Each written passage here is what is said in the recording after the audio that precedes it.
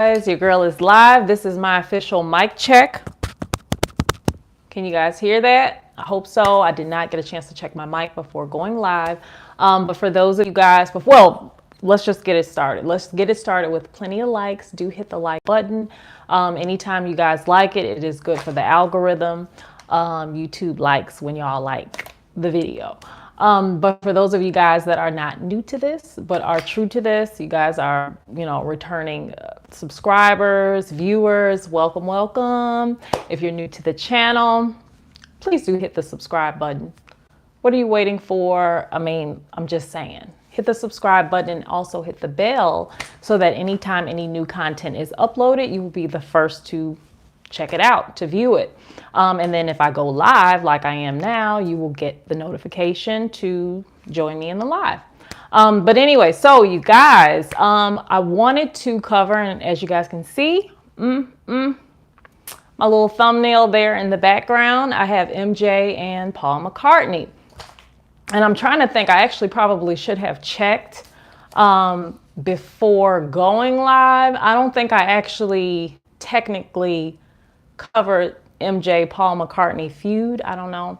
I think I touched on it when I talked about the MJ, acquiring the ATV catalog.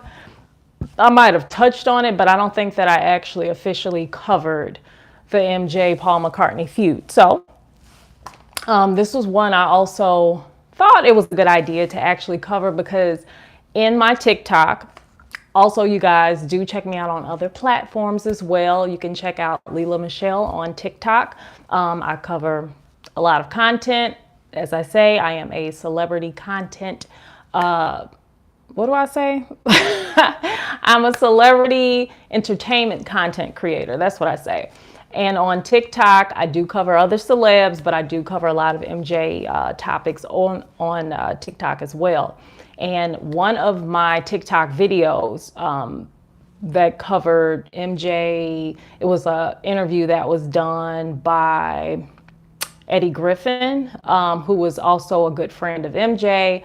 And he kind of touched on, I guess you could say, the MJ Paul McCartney feud or MJ acquiring the Beatles catalog.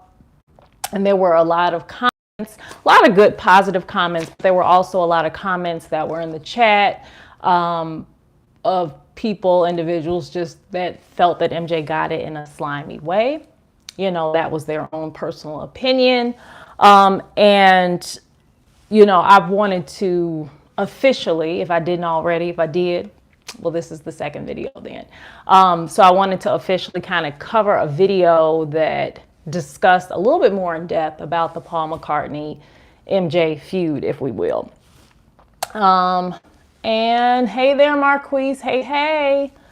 No worries. It's okay. It's no worries about being tardy to the party. It is no biggie. And for you guys, so welcome, Marquise, as always. But for those of you guys that are not checking this out while it is live and you're checking it out later, that's perfectly all right too. A lot of these topics, it's nice when you guys do check it out live so that you all can put your comments into the live chat and it's more like a conversation. But if you guys check this out later, that's good too. You can still put your comments in the chat and go back and forth with subscribers or just people that come across the video and leave comments. It's all good. But yeah, welcome, Marquise. So I wanted to cover, as I've mentioned before, I wanted to cover this. I really don't even want to say Michael Jackson, Paul McCartney feud. I don't even want to say that.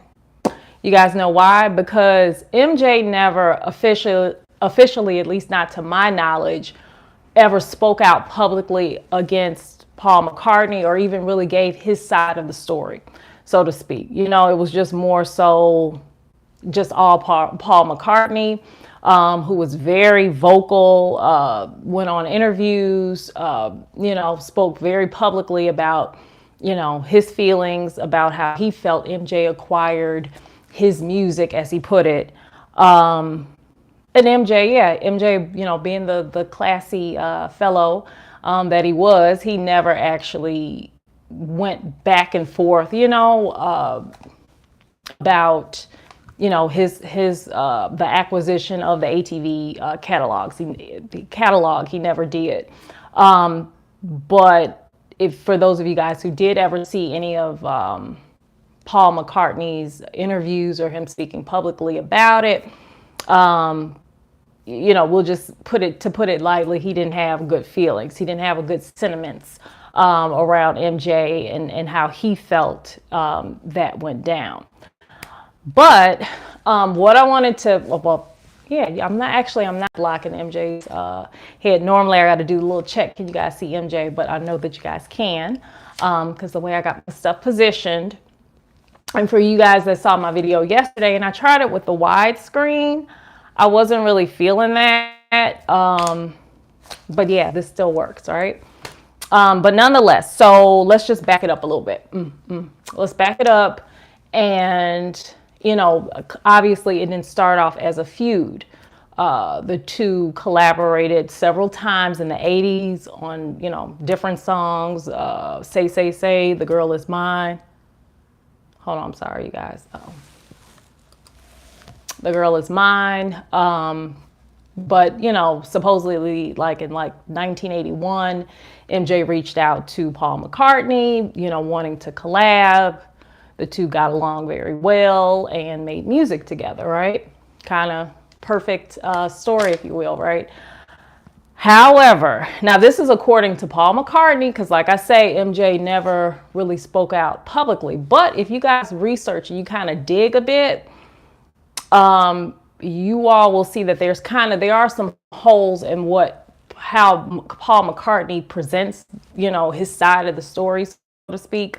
There are many holes to that.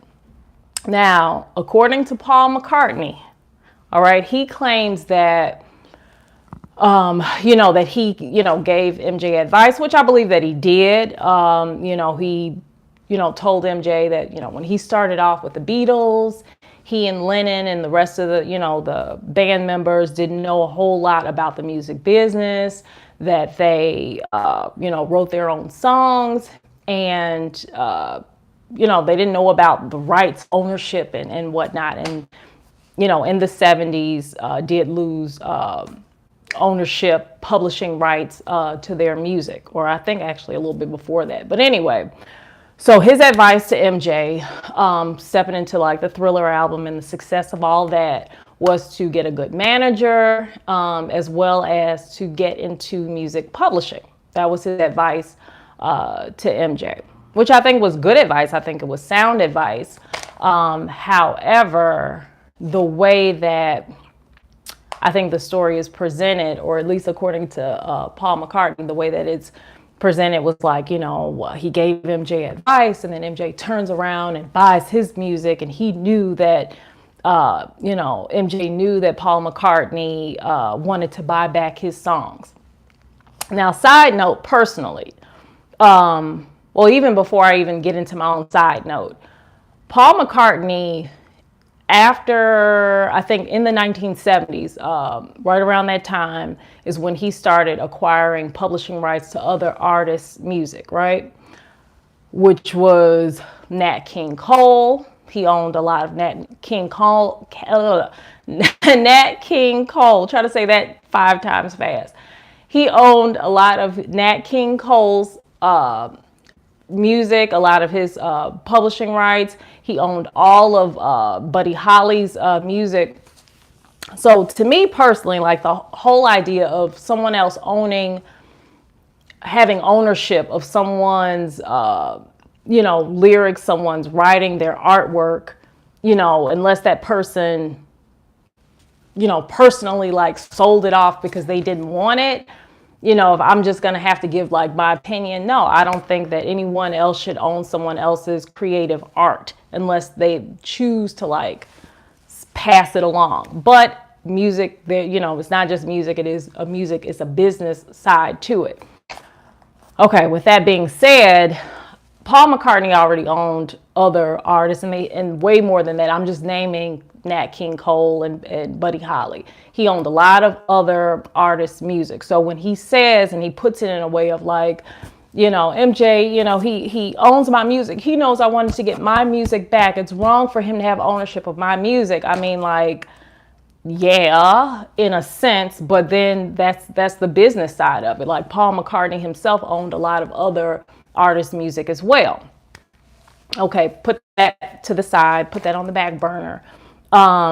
So according to Paul McCartney, he gave MJ that advice. He turns around and supposedly he looks up and sees that MJ just kind of snuck up, as he puts it, snuck up and what kind of friend was he? He snuck up and stole his opportunity to buy back his music. Now, side note, Paul McCartney, at least they say, had many opportunities in the past to purchase back or to actually buy the ATV catalog that, had his music in there, had a lot of other artists' music.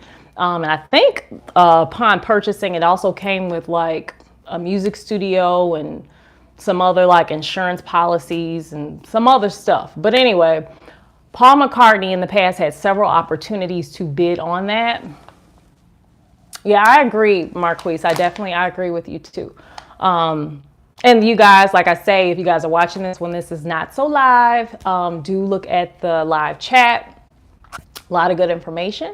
And you guys can see when I go back and forth and you guys are like, who is she talking to? I'm talking to individuals that are in the live chat.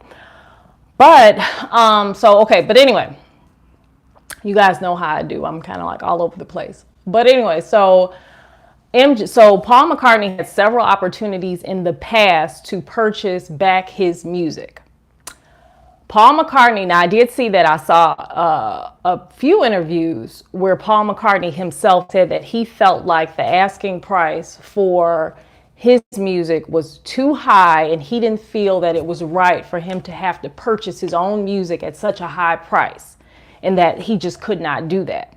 Not that he couldn't do it because financially he was strapped and he couldn't afford to buy back his music. It was just his own feelings of like, it's my own creativity, my own writing. Why should I have to spend millions and millions of dollars, whatever amount that may have been that he felt was just too high for him to pay. But why should I have to buy back my own music at such a high price? So for that, there were several, and I'm going to get back to the chat too. I don't know. Okay, no, you didn't say anything else. I thought it went up.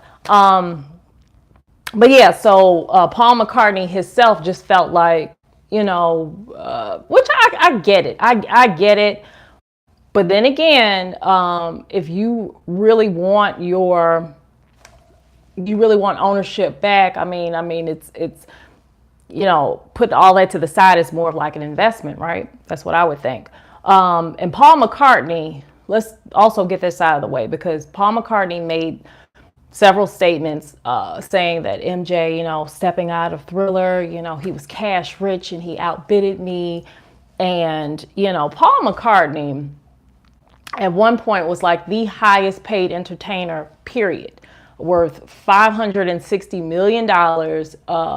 And every year got like $41 million in royalty checks every year from his music. So Paul McCartney was not poor or was not like this underpaid artist that, did not have the opportunity to buy back his own music. He just had his own, which, I think I respect, whatever. He had his own feelings that he shouldn't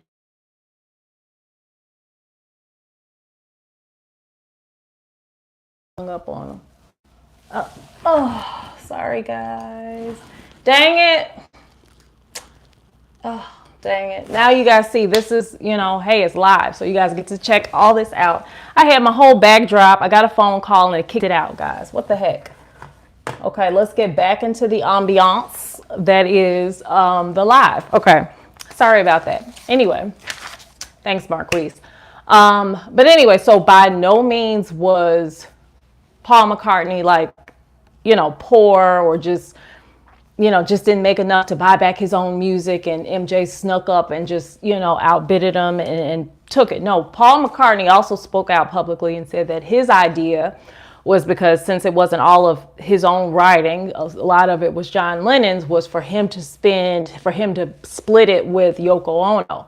and to put like, maybe if one puts in 10 million, the other could put in 10 million and then purchase back. And it was said that Paul McCartney was never considered to be like a serious bidder. I guess he was willing to buy it back if it ever hit, a lower amount that was within the range that he was willing to pay. But anyway, okay. So fast forward, he gives MJ the advice of getting a good manager to get into song publishing. Okay. And supposedly he also showed off his publishing book or binder or whatever of songs of different artists that he had, that he owned publishing rights to their song lyrics or whatever. Which MJ, they say, was impressed by and was like, okay, like this is something I really want to do. Now, before MJ acquired the ATV catalog, supposedly he had also bought publishing rights to some other songs. What those songs were, I don't know. You guys could do your research. But yeah, supposedly he had, but he, when the ATV catalog had come up to, went up for sale, for auction again. And when I say again, meaning that it had done so prior to. It's just that Paul McCartney in the past was not willing to pay whatever those asking prices were. And, I guess he just said, well, eventually I'll get it if it ever reaches below, or goes down below a certain amount, I guess. I don't know.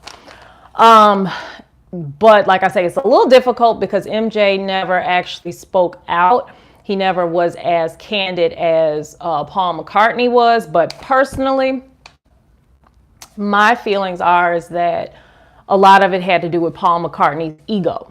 Okay, so like, here he is, this older artist, this older, whatever, American Idol rock star, whatever.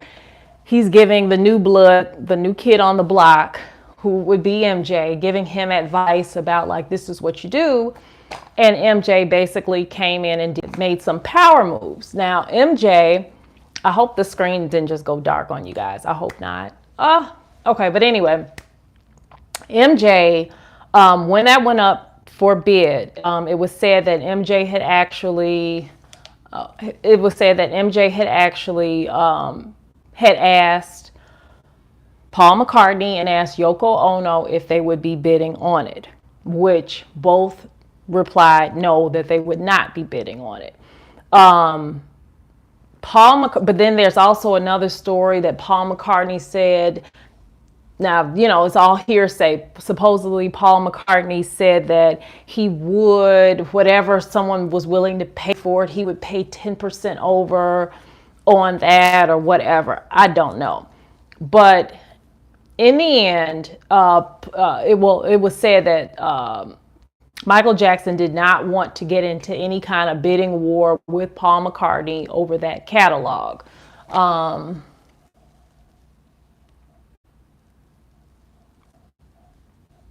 Yeah, I would. Yeah, you're making some really good points there, Marquise.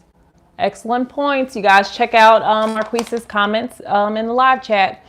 But yeah, so Paul McCartney. Okay, so MJ in the end purchased. He purchased the ATV catalog for I think like $47.5 million or something like that. Now, again, let's just say, okay, so if Paul McCartney wanted to say that MJ outbidded him, let's just say that everything went exactly the way that Paul McCartney said. If that's the case, Paul McCartney was not a poor man. Even his divorce in I think it was like 2018 or 2017 or something like that, was said to be one of the highest paying divorce, he paid out so much because he's worth so much, very rich man, very rich entertainer. I think that it was a lot of his own personal feelings or beliefs as to why he felt he shouldn't have to pay over a certain amount. But in the end, MJ paid $47.5 million for it. And I believe it, that he actually reached out before even bidding, had reached out to Paul McCartney as well as to Yoko Ono, to find out if they would be bidding on it. And Paul McCartney had said no, that the price was up way too high and he was not going to do it. Okay, so, but later you see Paul McCartney, claiming that, MJ, told MJ, who's new cash rich from Thriller, says, I'm going to buy your music. And, I personally, I don't believe that. I just don't. And if it was the case, think about it. Just think about it. Even if it was the case that, let's just say MJ went in, and try to get into a bidding war. It wasn't like Paul McCartney was a poor man by any means. Okay, so it wasn't that he could not have paid $50 million. You know what I mean? He literally was receiving $41 million in royalty checks every year for his music. That was his, his royalty agreement or whatever. And like I say, at one point, was literally like one of the highest paid entertainers, period, $560 million. So, which of course decreased with his divorce, he didn't, but nonetheless, when his divorce came many years after MJ's death. So, I mean, like, come on. So it was just more so about Paul McCartney's unwillingness, if you will, to pay a certain price. I don't think that MJ just snuck up, but they do say that after, after MJ acquired the catalog, he did reach out to Paul McCartney to try to like work something out, because like it wasn't just a catalog of Beatles music. It also had other artists' music on that catalog. It came with a lot. So he was trying to work something out with Paul McCartney, who I guess was willing to only purchase the songs back at a certain price. Maybe he was willing to work something out. Supposedly Paul McCartney did not want to, answer any of MJ's calls. He didn't, and this is all allegedly, because, like I say, MJ never spoke out publicly about it. Paul McCartney, on the other hand, went on every TV show,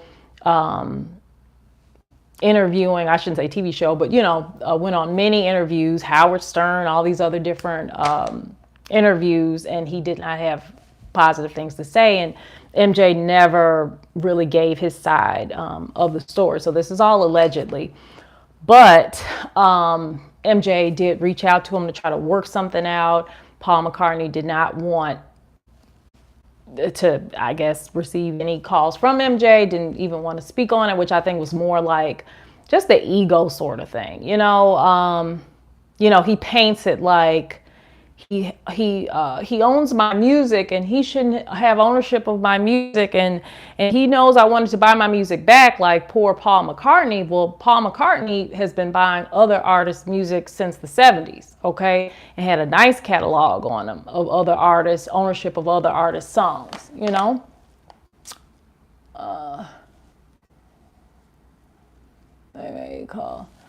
Yeah. Like I mentioned, that, they did work together prior to, I was just reading the comment there in the chat, you guys. And Marquise was just naming one of the songs that MJ worked together with McCartney on, which was one, Say. And they collaborated again on The Girl Is Mine. But after that acquisition, supposedly McCartney cut ties, friendship-wise with MJ. I mean, I don't know. You guys can put your own thoughts into the comments. Do leave comments down below, and then also you guys do like I say, like it. And subscribe if you're new to the channel. I cover a lot of MJ lives, a lot of different topics, and this is just my own opinion of things.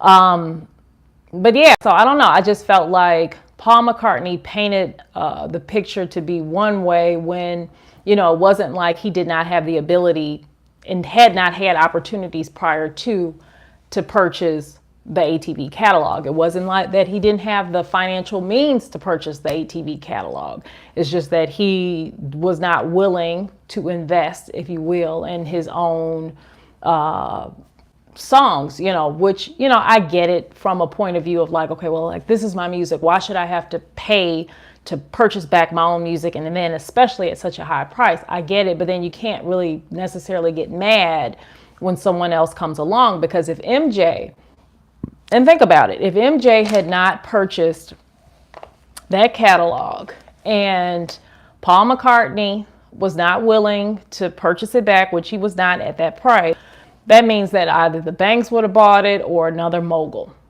Like, someone else was going to get it outside of Paul McCartney. And if Paul McCartney was such a friend to MJ, think about it. If he was such a friend to MJ, like, if anybody is going to purchase it, why would you not want your friend to have it? If you're not willing to pay the amount and someone else is going to get it, why wouldn't you want the individual that you're giving all this advice to and do this and do that? Why would you have a problem when they step up and they acquire it? I think it was more of like an ego sort of thing, which we all have, like, I get it. But like, to badmouth MJ way after that for years and years, to me just seems wrong. And then also, supposedly, like, there was a lot of bumping heads when it came to how the music was to be used.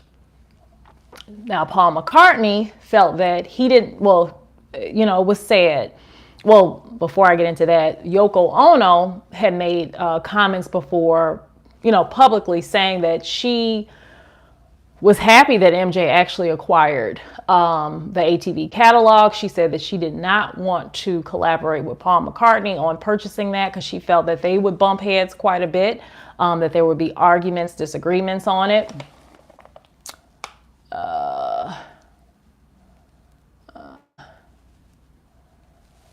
Maybe it could have been a little bit of all of that. Could have been a little bit of all that, Marquise. But I do think, personally, like I say, my own personal opinion, I do think ego had a lot to do with that. But yeah, definitely manipulation, wanting to win, a little bit of all of that. But just from like a blanket, if you're just gonna just paint a picture of it, just throw a blanket over it, I would say a lot to deal with ego.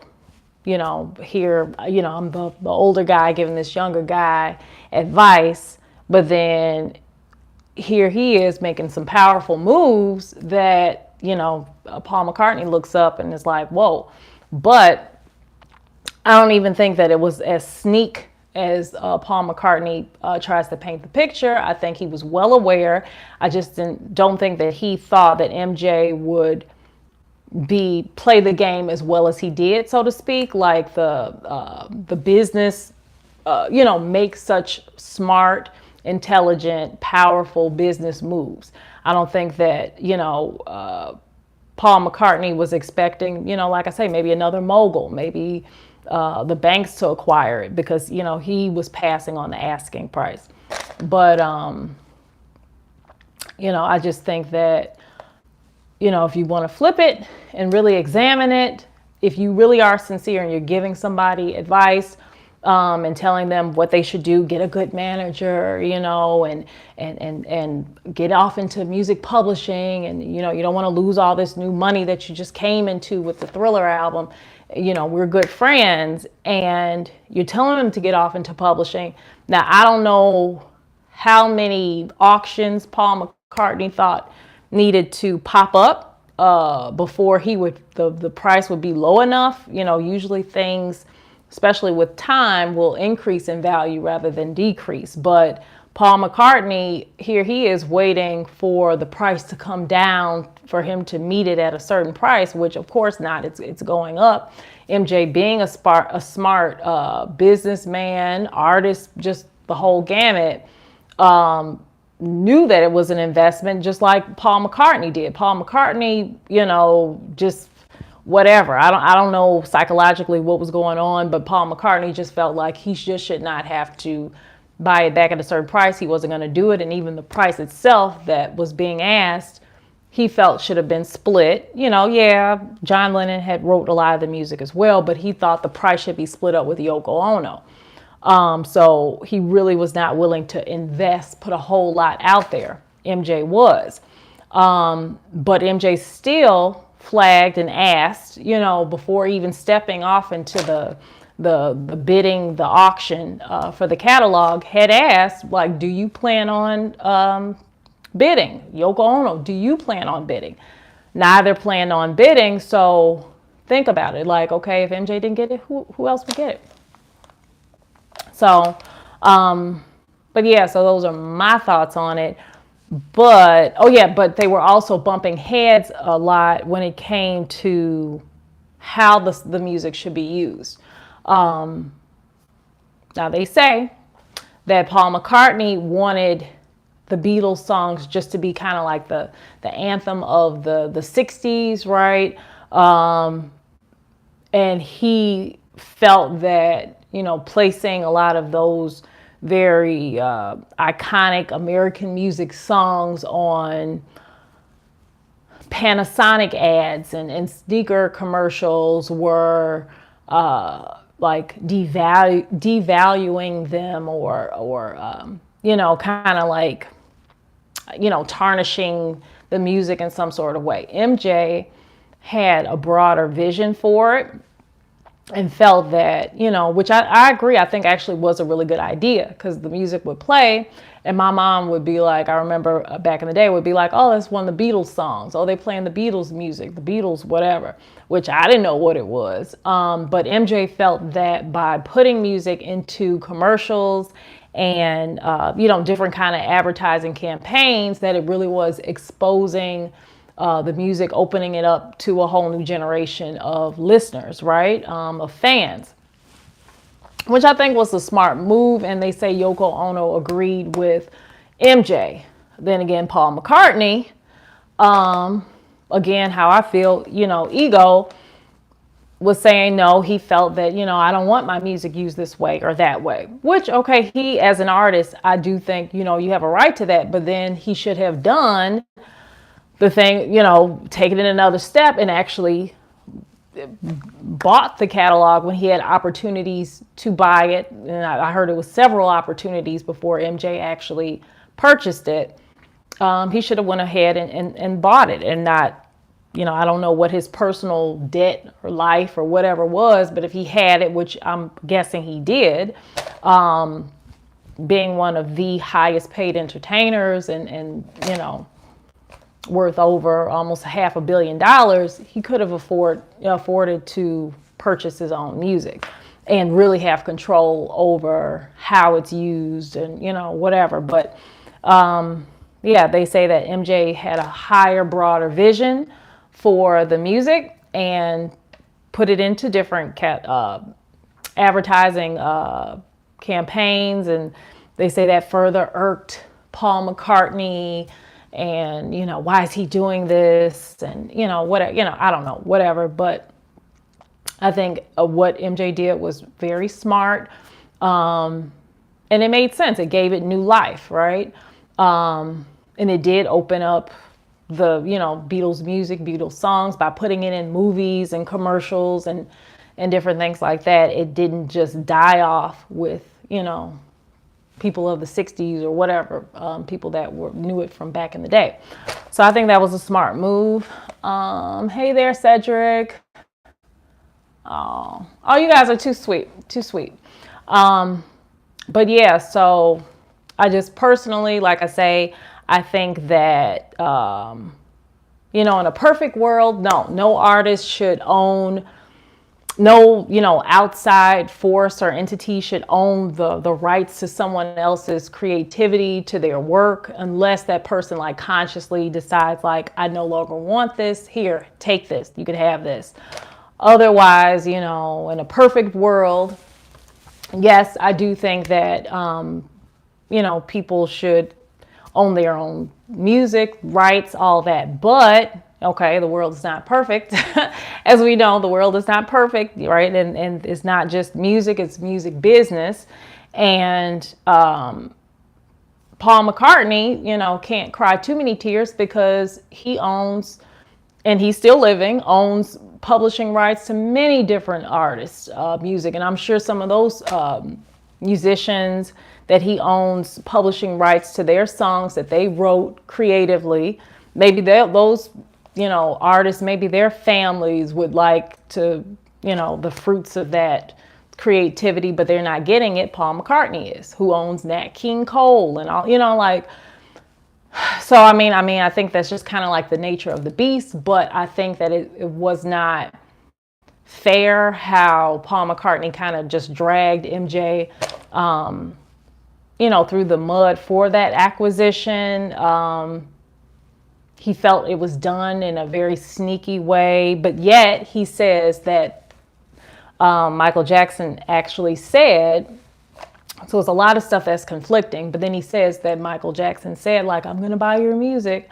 Like, maybe he said it, maybe he didn't, but if he did say it, okay, well, hell, he just gave you a heads up, all right? But I don't think it was done that way at all. I don't think Paul McCartney, personally, I don't think that Paul McCartney was being too honest with that. I just think he felt blindsided in the way that he didn't know that MJ, just as talented as he is, he's just as brilliant, in my opinion. I think he was probably just as if you had to measure his talent, you could probably measure his brilliance. It's probably right up there. And he made some powerful moves, but I do think that he was, he did give Paul McCartney a heads up in terms of asking, like, are you going to bid? If you're not going to bid, like, I'm going to get in on this. Are you going to be bidding on the catalog? And Paul McCartney wasn't willing to do it. Yoko Ono had no interest in it. And obviously MJ did, and he went out and he did get the catalog. But I'm gonna flip it around a little bit, and you guys tell me what you think. I'm just wondering, like, I personally, like, okay, now this is going off a little bit, just a little bit, not too far, but I mean, hindsight, aside from it being like a brilliant business move on MJ's behalf, personally, I think Paul McCartney was just like bad juju. If it's such a thing, I think he was like bad juju for MJ. I do. Like, I don't know, I'm thinking about certain movies, right? Like certain movies like Butterfly Effect, and like movies where, or not just, whatever, where if one event didn't happen, how different someone's life would be. And I think like his friendship with Paul McCartney, it was weird because it led to him acquiring the Neverland Ranch. It acquired to him acquiring the ATV Catalog, getting off into music publishing. And I think MJ had a very like positive, optimistic approach when it came to the creation of Neverland, and him really wanting to do something great with it, which I think he did, but that really kind of just was tarnished, obviously, by a lot of tabloids and just bad press. But then a lot of that, in my opinion, came from his acquisition of the ATV Catalog and being a little too powerful in the music industry. And based off of that acquisition, MJ spent a lot of his life kind of being just torn apart by the press, which I personally believe had to do with that acquisition. And also worrying all the time about like possibly being, offed. We'll just put it that way. Because of that, which, I mean, I think he had it looked like he, was on point with his worries or his feelings about that. I mean, I'm just saying, it's just my own personal thoughts. So it's just kind of like, I don't know, like, like I say, he made a very smart, powerful move. I'm going to check out the chat in a minute. But he made a very powerful, smart business move, right? Extremely powerful because, like I say, that ATV catalog had the Rolling Stones, a lot of other artists, songs, music was included in that catalog. Elvis Presley's, a lot of stuff, like a lot of powerful music real estate, if you will, was included in that ATV catalog. But it was a powerful move, but I feel like it kind of came with a very heavy price. And, you know, there's some that say, okay, well, you know, it wasn't that because when MJ passed, he only owned 25%, at least some say, remaining on that ATV catalog. But even so, you know, after his death, if it was just 25%, it sold for like what, $780 million or something, almost $1 billion. So you could imagine just how valuable that portion or whatever the catalog was that he owned. So I don't know, just think about it. I wonder how different would things have been if MJ had not connected with Paul McCartney. You know, like I say, even I think MJ had great intentions with the Neverland Ranch. Okay, that itself was tarnished a lot. But with Neverland, during the making of Say Say Say is when, and Paul McCartney was staying there at the ranch during the filming of that, and that's when MJ came upon that, you know, and later acquired it. And even though that Neverland Ranch did so much good and so, you know, very positive, it was definitely tarnished and kind of brought to front and center on a lot of the tabloid stuff and just a lot of negative things. So I don't know. You guys put your thoughts into it.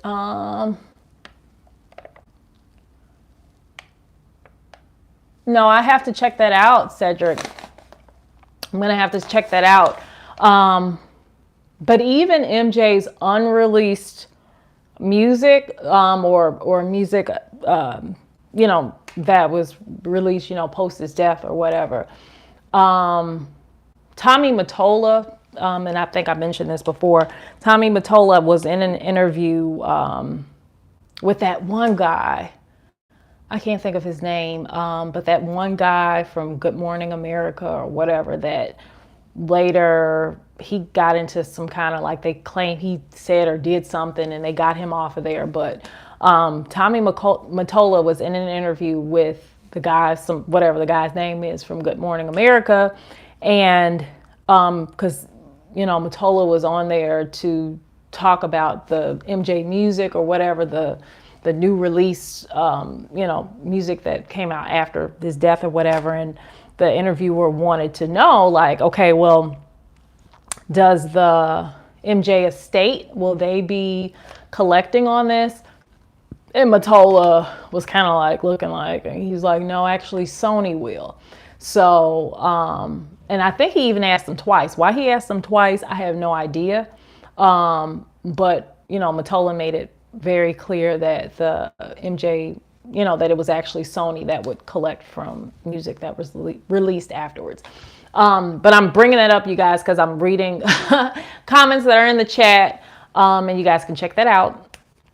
Again, like I say, you guys, please do like. If you guys are watching this, do like the video because it helps out the video a lot, helps out the channel a lot. And the YouTube, you know, that's in the algorithm, they like likes. So do that. And if you guys are new to the channel, please do subscribe. But yeah, I went off a little bit, but I am wondering, oh, my leg just went numb, you guys. Oh, I got to, the way I was sitting, I had my legs crossed. You guys ever, I don't know, uncross your legs or something? Your leg is numb. I don't know. Okay, I'm sorry. I digress. But yeah, I went off a little bit with the whole Paul McCartney thing, but I'm just wondering, you guys, you know, tell me what you guys think. I just, you know, how would have MJ's life been different if he had not collaborated? I mean, eventually they would have met anyway, because they, you know, obviously the music industry, but like if they had not really came together like that, I think, you know, because like I say, prior to the acquisition, MJ was like America's, golden boy. Everybody loved MJ. He could be the brand ambassador for anything, right? And then it just seems like between that Thriller album and Bad, which is when MJ acquired the ATV catalog, all of a sudden there was a lot of bad press, allegations, this, that, and the third. And, I'm just digging a bit, but that's just my own personal thoughts, that it had a lot to do with that acquisition. But I don't know. I'm think about like I say, the movie Butterfly Effect, or just, any kind of like cause and effect, whatever, Wrinkle in Time. I don't know. But just like, how would things have been different had MJ not acquired that catalog, which he didn't even, they claim, which, that is just, maybe he did, maybe he didn't, maybe he still had the full amount. Some claim that he sold off portions to satisfy debt that he had fell into. They claim that, and that when, upon his death, he only had 25% remaining, which clearly, if the stuff was worth $780 million or something like that, 25% was worth quite a bit, if that was even true. But if he did have the full amount and he hadn't been selling it off, regardless, like, if that's the case, he didn't even really, I don't want to say not see the fruits of the labor, but he didn't even really, what's the word, you guys? Prosper from it. You know what I mean? In a sense, like, he held it, and his family did. The Jackson estate were able to kind of cash in on that eventually. But, him having that, I don't know, it just seemed like it brought a lot of bad juju. I don't know. What you guys think? Yeah, I agree, Marquise. Good point. So, I don't know. Like, I don't know what y'all think. But yeah, that's just like my little thoughts on it. I think that it was, my own personal thoughts is that it seems like right after that, hope the screen is not going dark on you guys, but it seems like it was kind of like a bit of a smear campaign on MJ, like right after that acquisition, and it never let up. And even in MJ's death, clearly his legacy is smeared, tarnished by a lot of, false allegations, and everything that MJ ever went to court for, he was found not guilty of, but it didn't matter, so just my thoughts, you guys. And I'm going to do, oh, dang it, I didn't even preset it up. Normally I do my little Mr. Rogers, where I turn around and I pull up my TikTok and I pull up my website for you guys. I didn't already have it set up, so whatever, but you guys can check me out on www.lilahmichelle.com. On there, it's a nice mixture of things, of different merchandise, my logo merchandise, as well as MJ fan. If you guys are MJ fan, different merch you guys can purchase through there, as well as it has icons on the website for the different platforms you guys can find me on. I'm also on TikTok, on Instagram, and of course on YouTube. So you guys can support me on there. It's under Lilah Michelle. And for Instagram, it is I am Lilah Michelle. Yeah. And I got to get a little bit more regular with the Instagram. So don't, don't beat me up. But yeah, so you guys, and then shouts out to Marquise and Cedric for joining me today in today's live, you guys. Much love as always. And like I say, if you guys are new, what are you waiting for? The parting of the clouds with the sign. Hit the subscribe button, hit the bell, so that anytime any new content is uploaded, you'll be the first to find out.